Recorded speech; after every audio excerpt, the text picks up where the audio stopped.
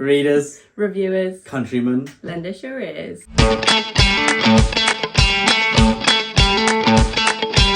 Hello, I'm Ed. This is my brother Will. Wait, no, it's not. This is my girlfriend Mercedes, or Sadie, or darling. Or yes, dear. Or yes, dear. Usually it's yes, dear. Yes, darling. Yes, Sadie. Yes, Mercedes. But I needed to recruit a new partner. William has abandoned us all the way to Durham University, and I need someone to talk to books about. So Sadie is the woman for the job. We're going to be talking about what books we want to read during the months of January, February, March. Now, the baby's asleep. We've got a coffee.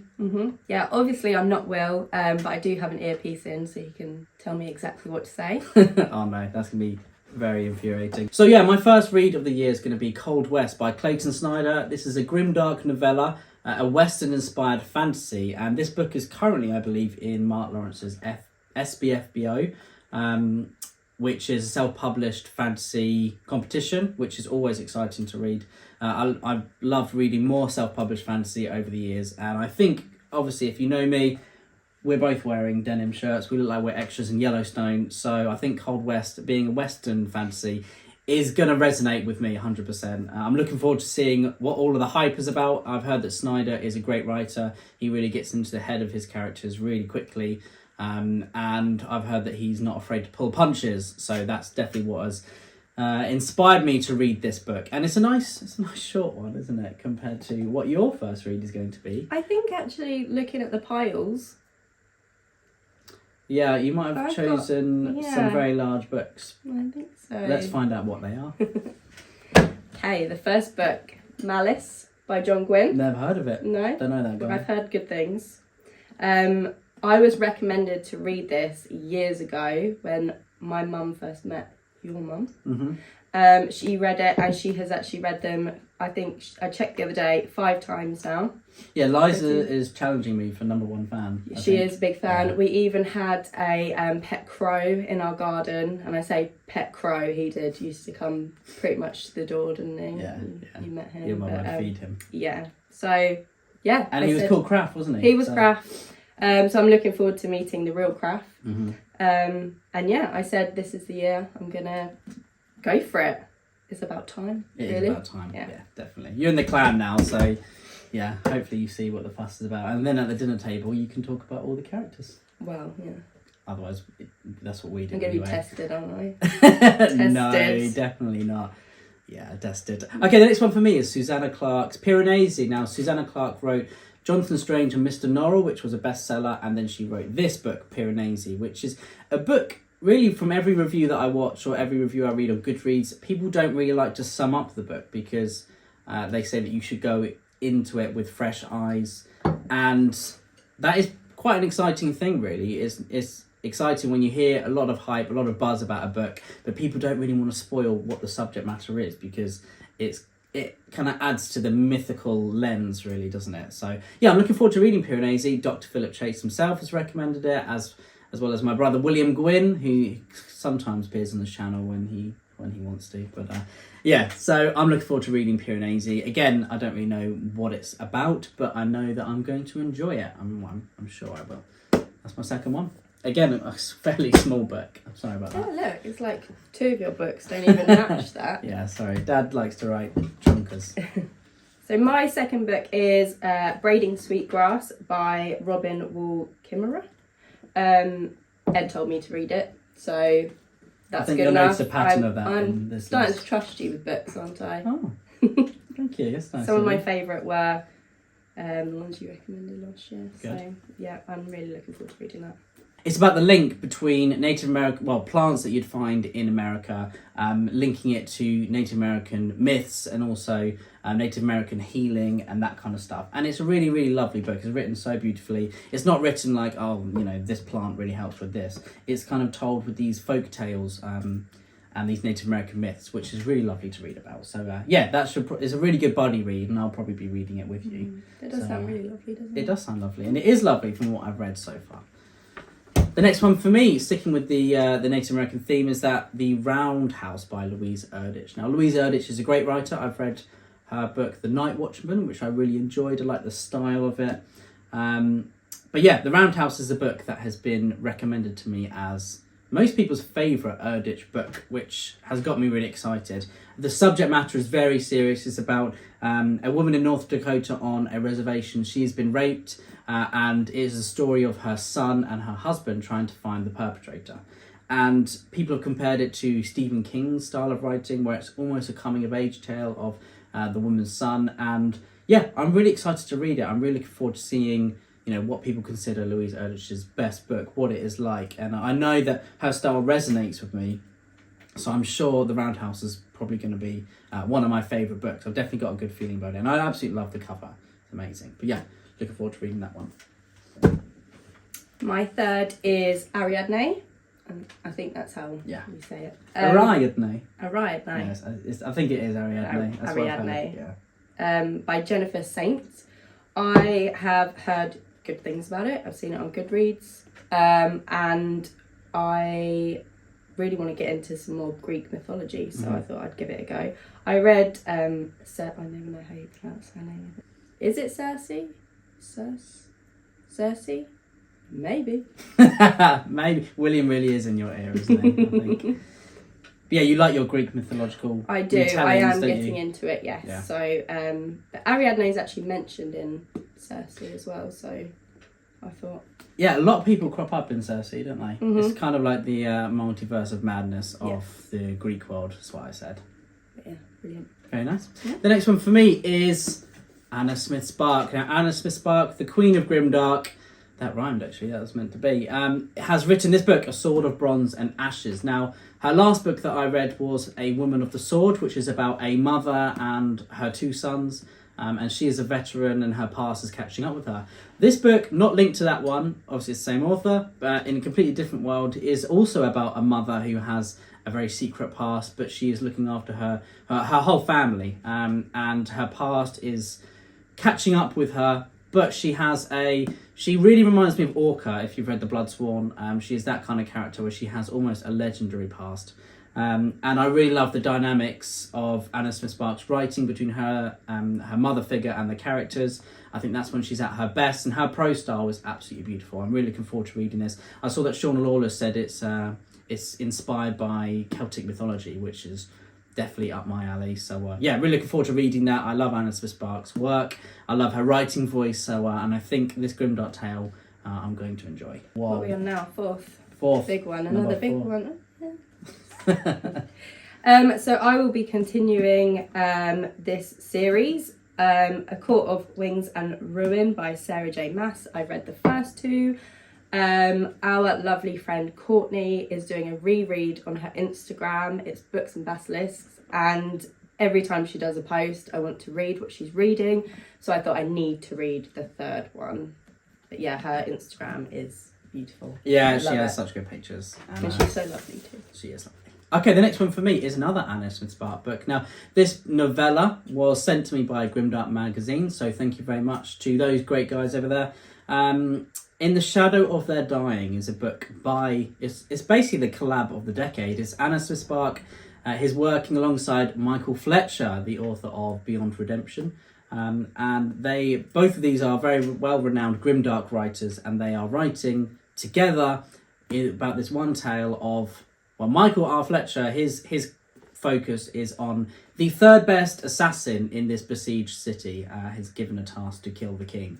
But Anna Smith Spark's character is a demon that is protecting the king. And so I'm really looking forward to reading this. I know that Anna Smith Spark's writing style will probably lend itself towards this kind of demonic creature, and Michael Fletcher's quippy, tongue-in-cheek kind of tone will definitely add some humour.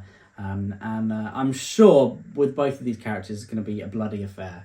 But yeah, I'm really looking forward to this. This is a release that comes out in March. It's, again, a pretty short read. You can see the... Maybe what is going on? I don't know. You've obviously got... You've got big eyes. Maybe. Big reading eyes. Yeah. So, yeah, I'm looking forward to reading this, and I'm really excited that I got it a little bit early as well. So, yeah, go check it out. My last read for January... Oh, you've got the giggles like me. Oh, no. This is obviously who I get it from. My last book for January, Tom Lake by Anne Patchett.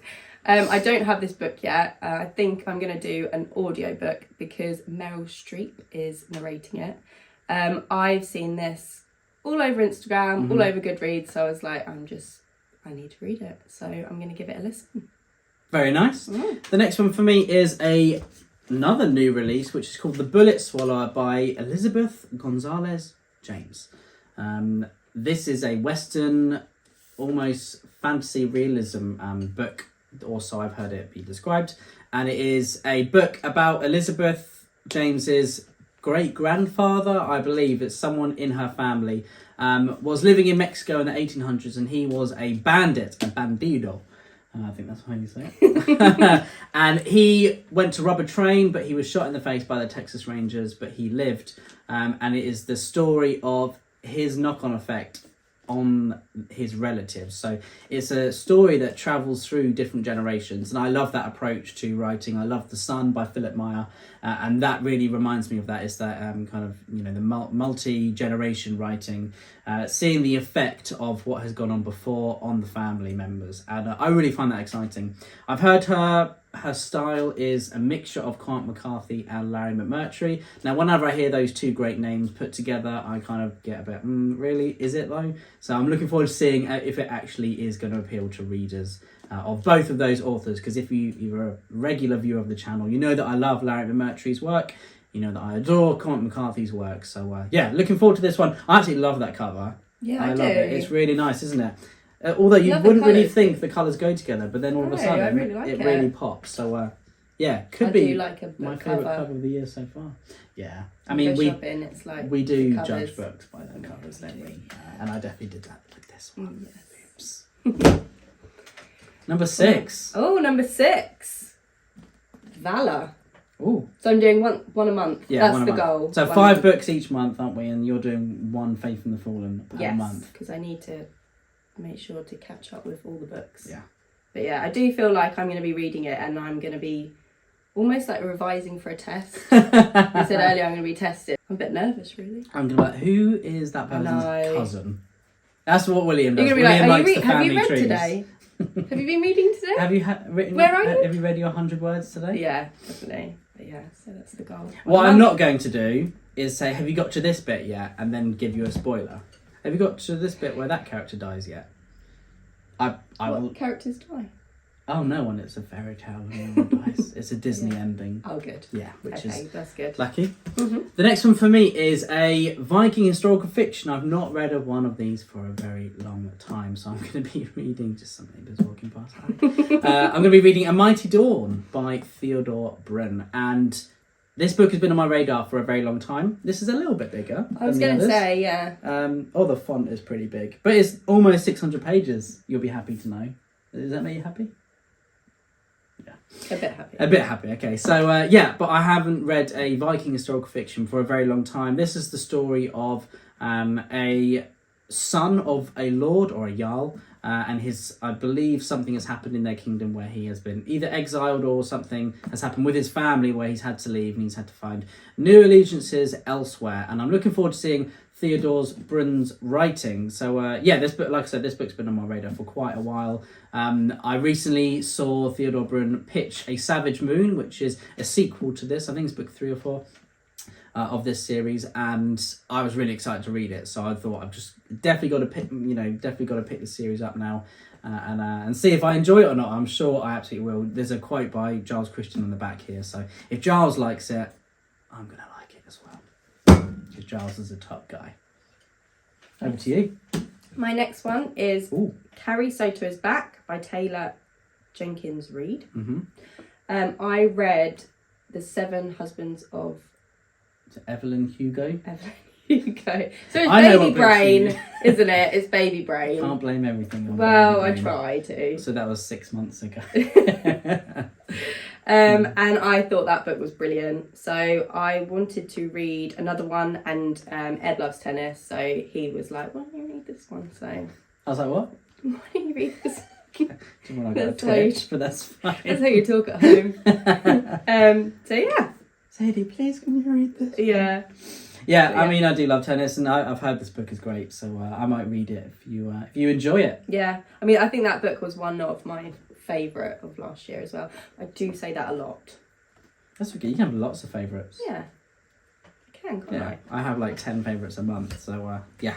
Okay, next one for me is a Robin Hobb book. Everyone will be very happy to hear about, but it's a book that I haven't really heard many people have read. Obviously, this is not in the realm of the Elderlings. This is not with Fitz. I have read book 1 of the realm of the Elderlings, Assassin's Apprentice. I definitely need to carry it on. But Shamans Crossing has a group of people in there who are based on Native Americans, or so I've been told anyway. So I'm looking forward to reading that as I'm writing something to do that is inspired by Native American mythology and history as well. I thought I would see how Robin Hobb writes it, and that's very good research. It's all research, you see, and it's all pleasure as well, because Robin Hobb is a wonderful writer, so I'm looking forward to seeing what this is like. I've heard great things. I've heard that, obviously we know that she's a great character writer, so I'm going to love her characters, I'm going to love her prose, and yeah, I'm really, really excited for this one. It's been on my radar for just a little bit, but it's rose to the top of the list.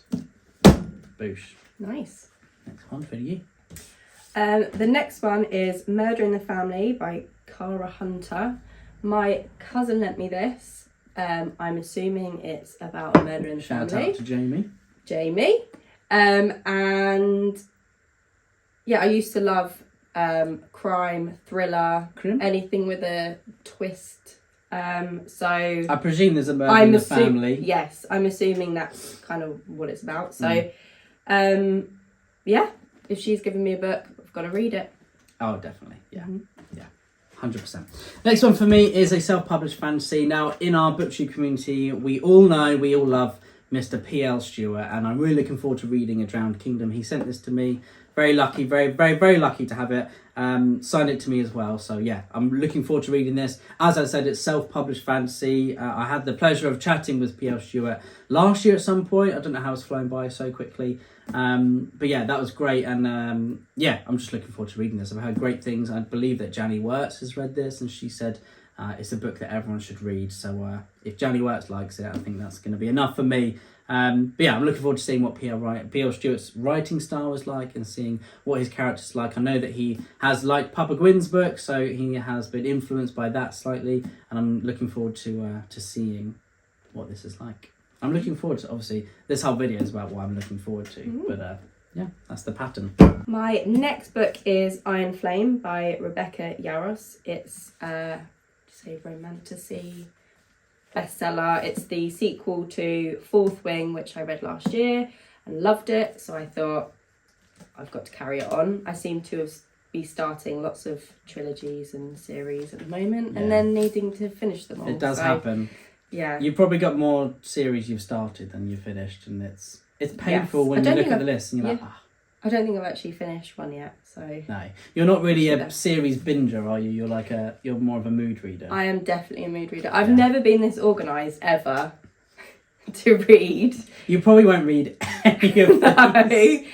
But I buy the books, and then I think... Sometimes I'll pick one up, and then I'll think, no, I'm not in the mood for this, and then choose something else. Other times, I'll start, and you'll say, just try another chapter, and then I just can't put it down, and then that's my favourite book, so...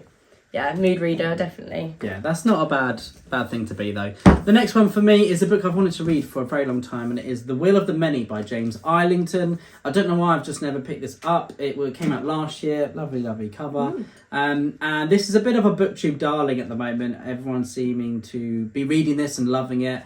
And that is not a bad thing at all. James Islington is a great guy, and I'm looking forward to reading this. I've heard it from Petrick, that it is the best school setting fantasy that he's read for a very, very, very long time. Kind of akin to Name of the Wind, Red Rising, that kind of thing. So I've heard it's a mashup of the two, which is pretty awesome to me. I loved both of those books, so I think I'm going to love this as well. And I've been meaning to read James Islington for a really long time. But I just haven't got around to it. So yeah, The Will of the Many, I'm excited for this. Everyone seems to be enjoying it, so I'm sure that I will fall into that category as well. But yeah, looking forward to that one especially. Okay, my next one, I don't have it yet either, is The Housemaid by Frida McFadden. It's also a thriller with twists and turns. I've seen it everywhere. So I think there's a pattern going there. If I see a book everywhere, I'm like, I have to read it. So do you have FOMO? You obviously don't want with books other people to be making you miss out. Yes, definitely. And then I feel like I need to fit it all in and read them all at once. So yeah, you can do that if you want. Yeah. Right. The next one for me is Wandering Stars. Now, this is by Tommy Orange, who's a Native American author. He wrote There, which I actually read in December. It was my last read of the year, and it was, spoiler alert, my second favourite book of the year. It's absolutely incredible, and it follows a community of Native Americans, all sorts of different characters with all different quirks, different backgrounds, different histories, and he follows them all together for a kind of a crescendo at the end of the book, and where all of these characters come together. And it was breathtaking. It was absolutely amazing. It was heartwarming as well as heartbreaking. And his new book, Wandering Stars, obviously I read it in good timing because his new book is coming out in February or March, I believe. So that is probably the first book I'll read in March, hopefully.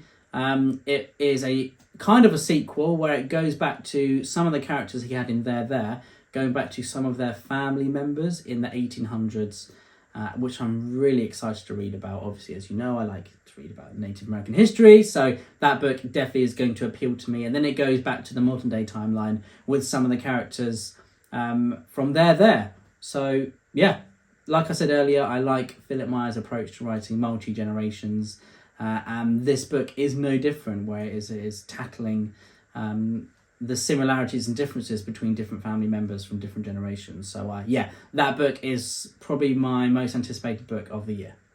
That sounds like something I would like to I read. do think you'd really enjoy book one. There is something I'll probably recommend to everyone. It's such an easygoing style, but the writing is pretty beautiful and the characters are just brilliant. He obviously struck gold with these characters. Sometimes writers say that when they start writing, they just have it just appears on the page, like the voice of the character just appears on the page, and that seems what it was. My 11th read of the year is going to be Ruin by John Gwynne. Papa-in-law Gwynne. Don't call him that. Actually, don't call him that. Okay. No. Grandy Gwynne. Yeah, Grandy Gwynne. I've heard it ruins people. It does ruin people. Yeah, just don't read the last page. That's what. When I first read this before it came out, I cried for a very long time, and I said, "Dad, you've ruined the book." Oh no! But I trusted him. Oh no! Yeah. I'm nervous now. But there is actually a theme of the last page of Dad's books. You just shouldn't read them because they do. So now I'm doing one a month. Am I going to try and do one a week? Probably. Instead? Well, I maybe. won't be able to put them down. Yeah, so I'll be you might. doing, This might be a one series week. that you actually binge. Yeah. Good luck with that. Thank you. And the 12th book of the year, which I'll be reading in March, is Trials of Empire by Richard Swan, or known to his enemies as Richard Goose, but he's not. He has no enemies. But Trials of Empire is book 3 of the Empire of the Wolf trilogy. I can hear Will saying, "Don't encourage him, Sadie." Yeah, you shouldn't laugh. I'm sorry, Richard. Trials of Empire is book 3 of the Empire of the Wolf trilogy. Loved the first 2 books. It has this different approach to fantasy where it is almost like this kind of lore side of fantasy. There's necromancers, there's political intrigue, there's fantastic characters and relationships. So book 3, I've heard great things about so far, just kind of trawling through the reviews on Goodreads, and luckily I got accepted to it early on NetGalley, so I'm really looking forward to that. And so I think it's going to be a favourite of mine, because this series is definitely shaping up to be one of my favourite fantasy series, because it's just that good. It's so different to lots of other fantasy, so it has a very fresh approach, which just makes it even better in my eyes. Yeah, number 12 for you. Number 12. A Court of Frost and Starlight by Sarah J. Maas. I'm going to continue. This one is actually the smallest one, so I thought I'd include that in there, because I think that's actually the smallest book I've got here too. I will finish them. So is that like is it about the side characters? Because is it like a book that you read in between the big books? I think it is actually. Is it I'm not 100%, is it a novella? But I think it could be. Is it like a side quest? Sure. You don't have to know. That's okay. And the 13th book I'm going to be reading is The Kindly Ones by Jonathan Littell. I've seen this book recommended on Travel Through Stories channel, which is one of my favourite Booktube channels at all. His videos just go into so much depth about all these different books, and they're always books I haven't really heard of, so that's just always exciting for a book lover to see videos about books that I haven't heard of. But The Kindly Ones is the story of a Nazi who was involved in many, many different pivotal moments of World War II from the Nazi side, and I've heard it's an absolutely incredible read. It's obviously going to be a very serious subject matter. It's going to be horrific. I'm sure, much like Apt Pupil by Stephen King is horrific, where this character goes into his history, which is this character is doing as well. But I'm really intrigued to see what it is like. I've heard the writing is fantastic. I think this book was written in French, has been translated. So unfortunately I don't read French and I don't read any other languages. I wish I could read different languages, don't you? Then you could read books in their actual tongue. But I've heard the translation of this is great, and I've heard that it's going to be an absolutely fantastic read. So The Kindly Ones has been at the top of my list for quite a while, and I'll definitely be getting to it. You'll be happy to know, Sadie, it's a pretty huge book. I think it's 1,000 pages. So 1,000? Almost. Wow. 970. Also, you can speak other languages. What language do I speak? You can speak a bit of Spanish, can't you? Siguiente. Fuego. ¿Cómo es la lobos? Hasta la fuego? That just means it's on fire. And I don't know where I got that from, but I can't stop saying it. So, hasta la fuego. Over to you. Number 14. No, 13 for you, sorry. I know, that was 13. 13, okay. Number 13 is The Mountain Is You by Brianna Weist. It is a non-fiction, I think, self-help kind of book. I went through a phase of only reading that.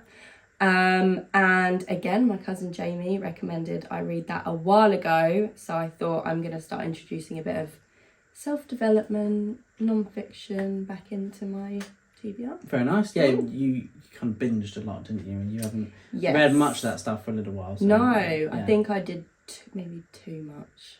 And then I kind of slowed down reading, but now I'm ready. You're ready for another. Back again. The next one for me was William's favourite book of the year, which is Mayflies by Andrew O'Hagan. I don't really know what it's about, apart from William said it reminds him of This Is England, the programme and the film, which I absolutely love. It is a coming-of-age story of... Have you seen it? He also said, you're going to cry, didn't he? Oh, no. I'm sure that was the book. Okay, I think, I probably won't read this. Oh, no. I'm sure that's the book that he said that is great, but... What's the last book you cried at? Do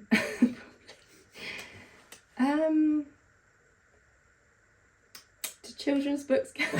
Every time we read Iris a story, we just cry. I know, it's not good. No. A couple Even made though she me cry. just smacks the book. Yeah, just she's not very respectful yet, is she? Scratches them, doesn't she? Yeah. I have cried a few times last year, didn't I? I've got a picture of you crying at, is it The Four Winds? No. Four Winds? Yeah. Yeah. By Hannah Kristen. Kristen Hannah, isn't it? Kristen. Is it? Kristen Hannah? It is you're Kristen asking the wrong Hannah. person. Yeah, but I'm definitely wrong. But yeah, so Mayflies was William's favourite book of the year. I think is a coming-of-age tale between two characters and their friendship as it grows. I can hear the baby waking up. Yeah, I'm looking forward to reading this. If William said it's his favourite, then I'm sure I'm going to get something out of it. And now apparently I'm going to cry. So great, another one of those to add to the list. My next book is Boudica, Dreaming the Eagle by Amanda Scott. I saw this recommended on YouTube. Really? They're William's notes. Oh, okay. Yeah. Oh, okay. Be very careful with this one then. No, take it back. I saw it on the Brothers Gwyn channel. Quite a while ago, actually. No. They're probably not very good. Ooh. They don't sound like they're great. You watch our videos, do you? Pardon? You're a fan. I am a fan. Always been a fan. Thank you. No. Yeah, you have. Again, Ed recommended, and I saw it first on the YouTube channel, and then you've been kind of telling me to I think I probably talk about it every so... day, don't I? It's just one of those books that I adore. Yeah, so... Yeah. And if you like Dad's books, you'll definitely like this book. Okay. So if you hate Dad's books, then that's going to be a problem. I think that would be quite a big problem, actually, wouldn't it? Huge problem. Maybe a bit awkward, actually. Yeah. Yeah. What if Iris doesn't like them? She'll say there's too much death. Death? I think you said it was a good ending. You just said it was earlier. You said fairy tale. I meant too much arm wrestling. Maybe. Oh dear.